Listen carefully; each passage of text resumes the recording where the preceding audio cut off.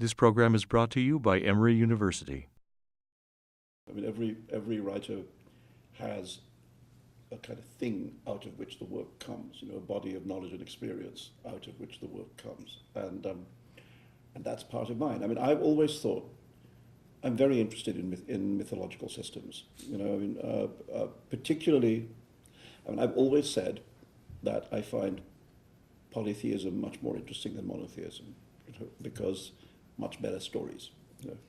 Lots of gods, mostly behaving badly, and very enjoyable. That's to say, not just the Hindu system, but the Greek and Roman and Nordic. All these systems of polytheisms and their stories.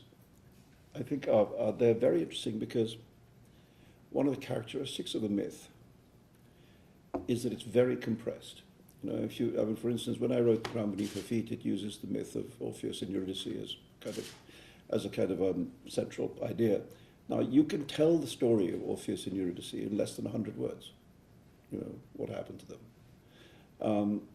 And yet, that story has so much depth and power, that you can unpack it into hundreds and hundreds and hundreds of pages. What happens? She falls in love with her. She runs through a field because somebody's chasing her. She gets bitten by a snake. She dies.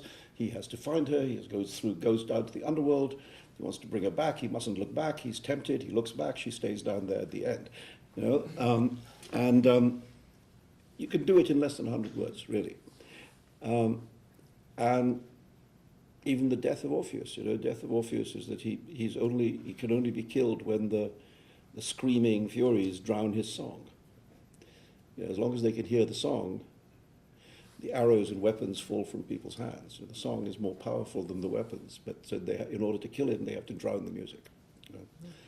And these are, as I say, 4 or 5 sentences. You can tell these stories, and yet the incredible richness of those stories in terms of what they mean, and what they show us about human nature, is very valuable to the writer because you can inexhaustibly explore them.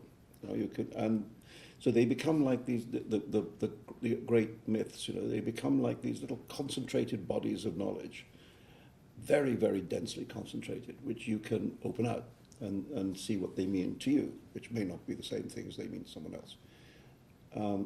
That's another of their great characteristics, is that everybody reads them according to their own predilections. The Ground Beneath Her Feet is very interesting, sort of built around this. That's the Orpheus one, yeah. And I thought, at the center of that story, the story of Orpheus, it says it somewhere in the book. It's like there's a little triangle at the center, at the corners of which are love, art, and death. And depending how you turn the triangle, the meaning of the story changes. So you can either use it to say that love, through the agency of art, can transcend death. Or you can, if you want to be more pessimistic, you can say death, in spite of art, destroys love. And you can turn it round and round, and it gives you all those variations, and it means all those things. It means all those things at once. That's why these things are so rich.